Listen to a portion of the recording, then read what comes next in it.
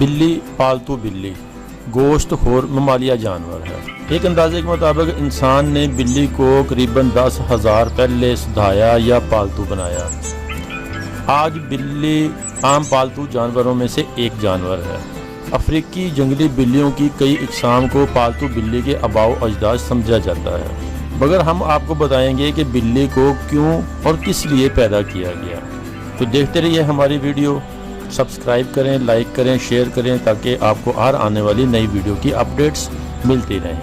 بلیوں کو پہلے شاید اس وجہ سے سدھایا گیا کہ یہ چوہے کھاتی ہیں، اور آج تک یہ جہاں اناج محفوظ کیا جاتا ہے اسی مقاصد کے لیے پالی جاتی ہیں۔ بعد ازاں ان کو انسان کے دوست اور پالتو جانور کے طور پر بھی پالا جاتا ہے۔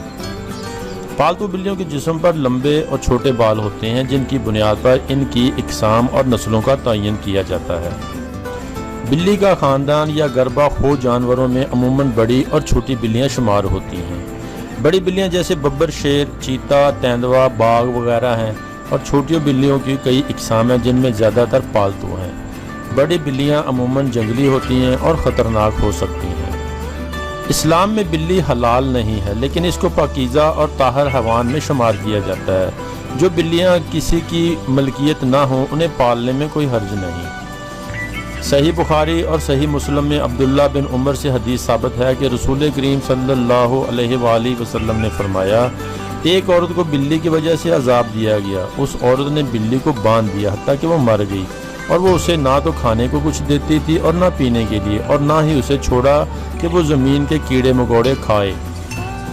اور بلی اگر کھانے میں سے کچھ کھا جائے یا پانی پی جائے تو وہ پلید اور نجس نہیں ہوتا، کیونکہ ابو داؤد وغیرہ میں حدیث ہے کہ ایک عورت نے عائشہ رضی اللہ تعالی عنہ کو ہریسہ بھیجا تو وہ نماز پڑھ رہی تھی۔ انہوں نے نماز میں ہی اشارہ کیا کہ وہ اسے رکھ دے، تو بلی آئی اور آ کر اس میں سے کچھ کھا گئی۔ عائشہ رضی اللہ تعالیٰ عنہ نے نماز کے بعد اسی جگہ سے ہریسہ کھایا جہاں سے بلی نے کھایا تھا، اور فرمایا کہ بلا شبہ رسول کریم صلی اللہ علیہ وسلم کا فرمان ہے کہ یہ بلی پلید اور نجس نہیں ہے، بلکہ یہ تم پر آنے جانے والیاں ہیں۔ عائشہ رضی اللہ تعالیٰ عنہ بیان کرتی ہیں کہ میں نے رسول کریم صلی اللہ علیہ وسلم کو بلی کے بچے ہوئے پانی سے وضو کرتے ہوئے دیکھا ہے۔ ایک اور روایت میں ہے، کبشہ بن کعب بن مالک جو ابن ابی قتادہ کی بیوی ہیں، بیان کرتی ہیں کہ ابو قتادہ رضی اللہ تعالیٰ عنہ ہمارے گھر آئے تو میں نے ان کے وضو کے لیے پانی برتن میں ڈالا تو بلی آئی اور اس میں سے پینے لگی، تو انہوں نے برتن کو ٹیڑھا کر دیا حتیٰ کہ اس نے پانی پی لیا۔ کبشہ بیان کرتی ہیں کہ انہوں نے مجھے دیکھا اور میں ان کی طرف دیکھے جا رہی ہوں تو وہ فرمانے لگے کہ اے کبشہ، تمہیں تعجب ہو رہا ہے؟ تو میں نے جواب دیا جی ہاں۔ تو وہ کہنے لگے رسول کریم صلی اللہ علیہ وسلم نے فرمایا، یہ نجس اور پلید نہیں ہیں بلکہ یہ تم پر گھومنے پھرنے والیاں ہیں۔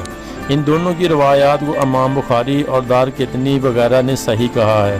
شریعت اسلامیہ میں بلی کی خرید و فروخت منع ہے۔ صحیح مسلم میں ابو زبیر سے حدیث مروی ہے، وہ کہتے ہیں کہ میں نے جابر رضی اللہ تعالیٰ عنہ سے کتے اور بلی کی قیمت کے متعلق دریافت کیا تو وہ کہنے لگے نبی کریم صلی اللہ علیہ وسلم نے اس سے روکا ہے۔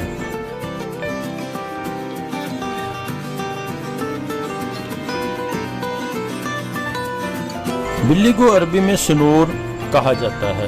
یہ جانور متواضع ہے کہ انسان کے گھروں سے مانوس ہو جاتا ہے۔ اللہ تعالیٰ نے اس کو چوہوں کے دفع کرنے کے لیے پیدا کیا۔ عربی میں اس کے نام اور اس کی کنیت ابو خداش، ابو غزوان، ابو لہشم، ابو شماخ ہے۔ بلی اور عرابی کا قصہ اس کے ناموں کے متعلق مشہور ہے۔ وہ یہ ہے کہ ایک عرابی نے ایک بلی پکڑی، مگر اس کو یہ معلوم نہ ہو سکا کہ یہ جانور کون سا ہے۔ جس شخص سے وہ ملتا اس سے نام پوچھتا، ہر شخص اس کے مختلف نام بتلاتا۔ پہلے شخص نے کہا کہ یہ سنور ہے، دوسرے نے کہا کہ یہ ہرتا، تیسرے نے کہا کہ یہ کیت ہے، چوتھے نے کہا کہ یہ زیون ہے، پانچویں شخص نے خدی، اور چھٹے نے ختیل، اور ساتویں نے دم بتایا۔ اس عرابی نے خیال کیا کہ جس جانور کے اتنے نام ہیں وہ قیمت میں بھی گراں ہوگا، چنانچہ وہ اس بلی کو فروخت کرنے کی غرض سے بازار پہنچا۔ وہاں اس نے کسی سے پوچھ لیا کہ یہ بلی کتنے کی بیچو گے؟ عرابی نے جواب دیا کہ 100 درہم کی۔ خریدار یہ سن کر تعجب سے بولا 100 درم؟ اگر تم اس کا نصف درم ہی مل جائے نا تو بہت ہے۔ اعرابی یہ سن کر بلی کو پھینک دیا اور کہنے لگا کہ خدا کی پناہ، اتنے زیادہ نام اور اتنے کم دام۔ ایک حدیث میں بلی کا تذکرہ ہے کہ حاکم نے حضرت ابو ہریرہ رضی اللہ تعالیٰ عنہ سے روایت کی کہ رسول کریم صلی اللہ علیہ وسلم انصار کے گھر میں تشریف لے جاتے اور اس کے کرب و جوار جو دوسرے گھر تھے وہاں پر نہیں جاتے تھے۔ دوسرے گھر والوں نے آپ سے شکایت کی، حضور صلی اللہ علیہ وسلم وہاں تو تشریف لے جاتے ہیں اور ہمارے یہاں قدم رنجہ نہیں فرماتے۔ آپ نے جواب میں فرمایا کہ تمہارے یہاں کتا رہتا ہے، اس وجہ سے نہیں آتے۔ انہوں نے عرض کیا کہ ان کے بھی یہاں بلی رہتی ہے، تو آپ نے ارشاد فرمایا کہ بلی تو سبا ہے، یعنی بلی اور کتا ایک حکم کے تحت نہیں آتے۔ رکن الدولہ کا ایک عجیب واقعہ کہ رکن الدولہ کی ایک بلی تھی جو اس کی نشست گاہ میں حاضر باش رہتی تھی۔ اگر کوئی حاجت مند اس سے ملاقات کے لیے آتا تو اس کے پاس کوئی ملاقات کا ذریعہ نہ ہوتا تو وہ ایک پرچہ پر اپنی حاجت لے کر بلی کے گلے میں لٹکا دیتا۔ بلی اس کو لے کر رکن الدولہ کے پاس پہنچ جاتی، وہ اس پرچہ کو پڑھ کر اس کا جواب لکھ کر بلی کے گلے میں ڈال دیتا، اس کو حاجت مند کے پاس پہنچا دیتی۔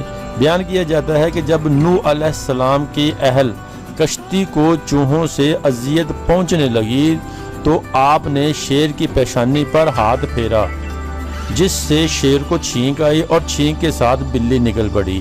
اسی بنا پر بلی کی صورت شیر سے زیادہ مشابہ ہے۔ جب تک انسان بلی کو نہ دیکھے اس وقت تک شیر کا تصور نہیں کر سکتا۔ بلی کی لطافت اور ظرافت کی دلیل یہ ہے کہ وہ اپنے لعاب دہن سے اپنے چہرہ کو صاف کرتی ہے۔ اگر اس کے بدن پر کوئی چیز لگ جاتی ہے تو وہ فوراً اس کو جھٹک دیتی ہے۔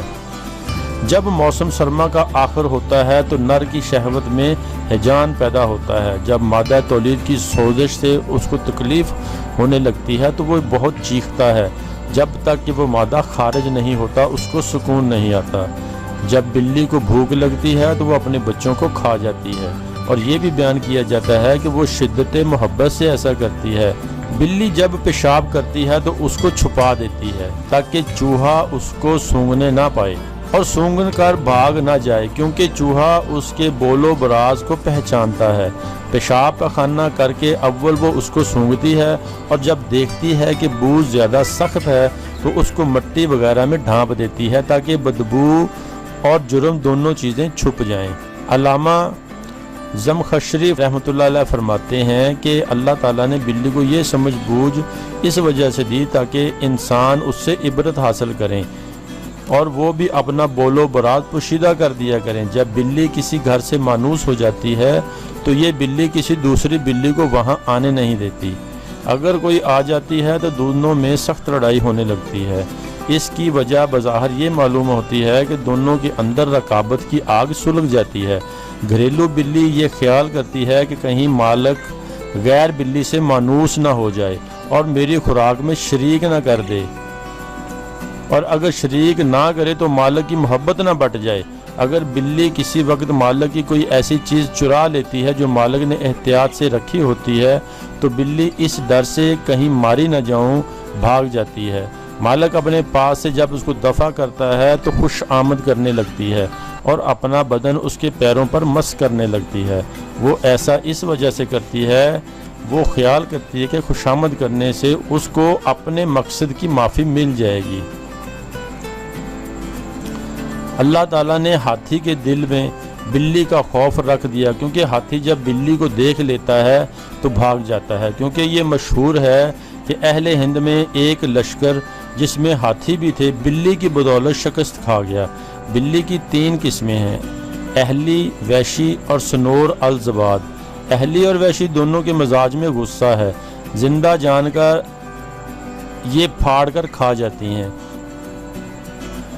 کئی باتوں میں بلی انسان کے مشابہ ہے، مثلا انسان کی طرح وہ چھینکتی ہے اور انگڑائی لیتی ہے اور ہاتھ بڑھا کر چیز لیتی ہے۔ بلی سال بھر میں 2 مرتبہ بچے دیتی ہے اور اس کی مدت حمل 50 دن ہے۔ جنگلی بلی کا ڈیل ڈول اہلی بلی سے زیادہ ہوتا ہے۔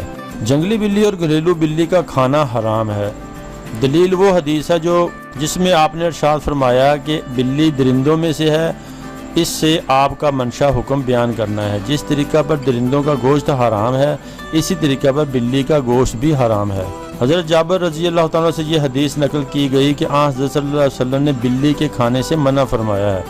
صحیح مسلم اور مسند امام احمد سنین ابو داؤد میں یہ حدیث موجود ہے۔ آپ صلی اللہ علیہ وسلم نے بلی کی خرید و فروخت سے منع فرمایا ہے۔ بعض علماء نے اس حدیث کو جنگلی بلی پر محمول فرمایا ہے۔ بی اور شرع کی ممانعت جنگلی بلی سے ہے۔ بعض فقہا فرماتے ہیں کہ نہیں، تحریمی نہیں ہے بلکہ تنزیہی ہے، حتیٰ کہ اگر لوگ اس کا رواج ہدایہ وغیرہ دینے کی صورت میں ہو جاتا یا لوگ اس کو رعایت پر لیتے ہیں تو یہ اس پر قبیل ہو جاتے ہیں جس کے اندر نفع ہوتا ہے۔ اس صورت میں بھی جائز ہے اور اس کی قیمت بھی حلال ہوگی۔ بلی کے بارے میں ایک اہم بات یہ بھی ہے کہ یہ اپنی زندگی کا 70% حصہ سو کے گزارتی ہے۔